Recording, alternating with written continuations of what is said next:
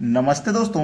आज मैं आपको गणित के बहुत ही अच्छे सवाल सिखाऊंगा, तो वीडियो को पूरा देखना। चलिए स्टार्ट करते हैं। पहला सवाल, यदि किसी वस्तु को 5% हानि की अपेक्षा 10% लाभ पर बेचा जाता है तो विक्रेता को 75 रुपये अधिक प्राप्त होता है। वस्तु का क्रय मूल्य क्या है? बड़ा ही अच्छा सवाल, बेहतरीन क्वेश्चन है। देखो, इसको करने का सबसे सरल तरीका मैं आपको सिखाऊंगा, और इसके करने के ना 2-3 तरीके हैं।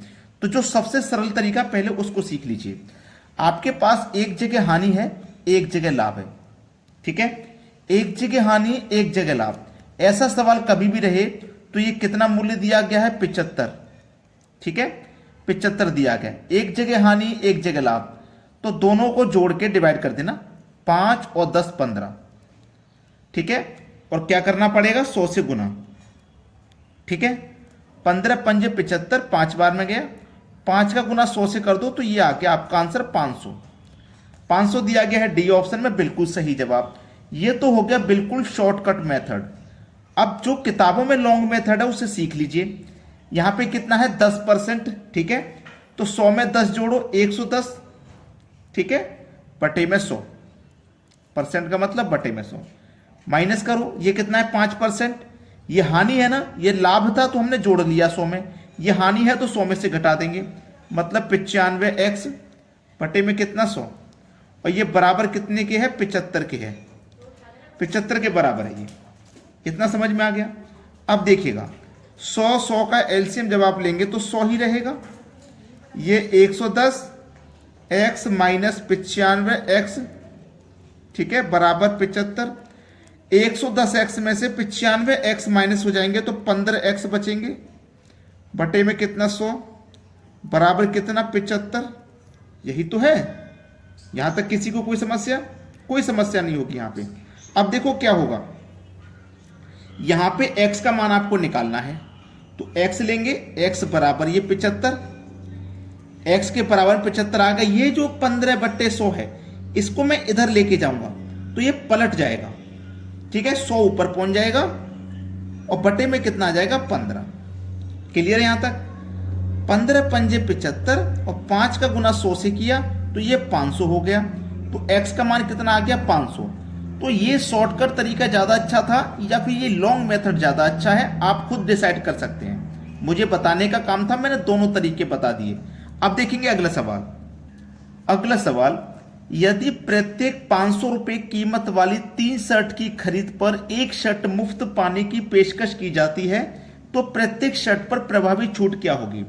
देखेंगे, 500 रुपए की एक सेट है और आपने 3 सेट खरीदी तो आपको एक शर्ट मुफ्त मिलेगी। मुफ्त का मतलब है आप खरीदेंगे तो 3 शर्ट एक मुफ्त में मिलेगी, तो आपको मिलेंगी 4 शर्ट। यही तो है। चलिए, वैसे एक शर्ट की कीमत 500 है तो 4 शर्ट की कीमत कितनी होगी? 2000, ठीक है। और आप खरीद रहे हैं 3 सेट, तो 3 शर्ट की कितनी कीमत होगी? 1500। अब लेकिन एक शर्ट आपको मुफ्त मिल रही है। ये जब आप 3 शर्ट खरीदते हैं तो एक शर्ट आपको मुफ्त मिल रही है, तो आपको 4 शर्ट ही मिल जाएंगी। कितने में? 1500 में।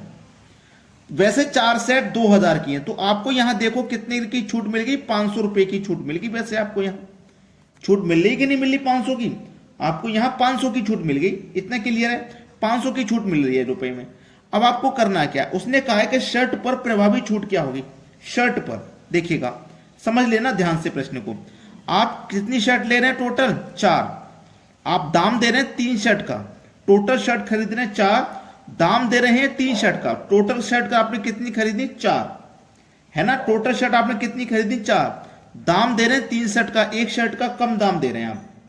एक शर्ट का आप कम दाम दे रहे हैं, यानी कि एक शर्ट मुफ्त है आपके पास। एक शर्ट मुफ्त है, टोटल शर्ट खरीद रहे हैं आप 4 और प्रतिशत के लिए 100 से गुना।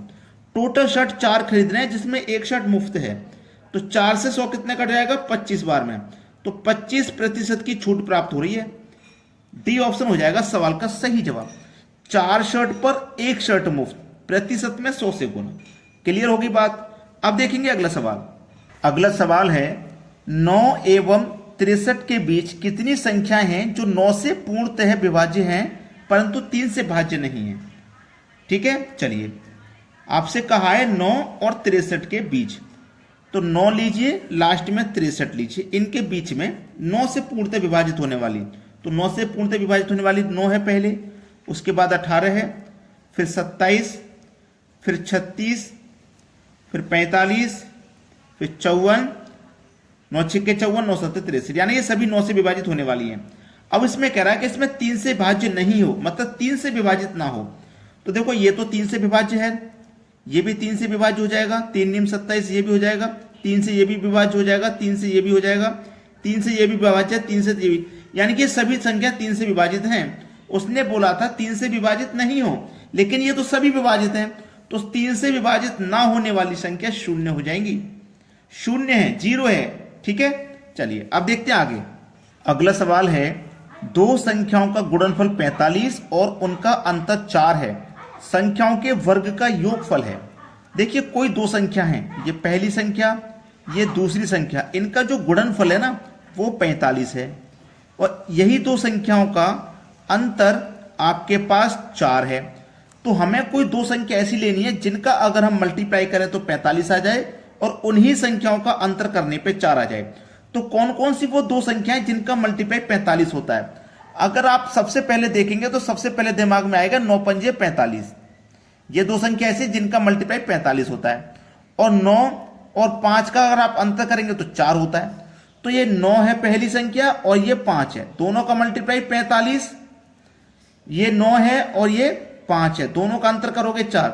9 और 5 ऐसी संख्याएं जिन्होंने ये दोनों कंडीशन सेटिस्फाई कर दी हैं। अब इनके वर्ग का योगफल पूछ रहा है, ठीक है, वर्ग का योगफल, यानी कि 9 का वर्ग करो प्लस 5 का वर्ग करो, दोनों का योग कर दो, कितना आएगा? तो 9 का वर्ग 81, 5 का वर्ग 25, जोड़िए 5 और 1 6, 2 और 8 10, ये हो जाएगा 106, और 106 दिया गया डी ऑप्शन में। यह सवाल का बिल्कुल सही जवाब है। अब देखते हैं अगला सवाल। अगला सवाल, 11 संख्याओं की एक क्रिकेट टीम ने औसत रन 23 रन बनाए। यदि पहले खिलाड़ी ने 113 रन बनाए हों तो अन्य खिलाड़ियों की औसत रन ज्ञात कीजिए। बड़ा ही अच्छा सवाल है, बेहतरीन क्वेश्चन। टोटल खिलाड़ी 11, ठीक है, टोटल खिलाड़ी 11 जिसका औसत रन है 23 है। औसत रन का मतलब है कि प्रत्येक खिलाड़ी ने 23 रन बनाए, तो टोटल 11 ने कितने बनाए? 23 का 11 से मल्टीप्लाई कर दो, 11 तिया 33, हासिल लगे 3, 11 दूनी 22 और हासिल का 3 25, यानी कि टोटल 11 खिलाड़ियों ने 253 रन बनाए, जिसमें से एक खिलाड़ी ने कितने बनाए भाई? तो इसमें से एक खिलाड़ी ने बनाए हैं 113, कहा गया है 113। तो अन्य खिलाड़ियों का औसत रन ज्ञात कीजिए। तो अन्य खिलाड़ी कितने हो गए? 11 में से एक घटा दो 10, अकेले के एक के 113 हैं, तो बाकी के 10 के बचे कितने? 253 में से 113 माइनस कर दो, 3 में से 3 गया 0, 25 में से 11 गया 14, यानी कि 10 खिलाड़ियों के 140 रन हैं।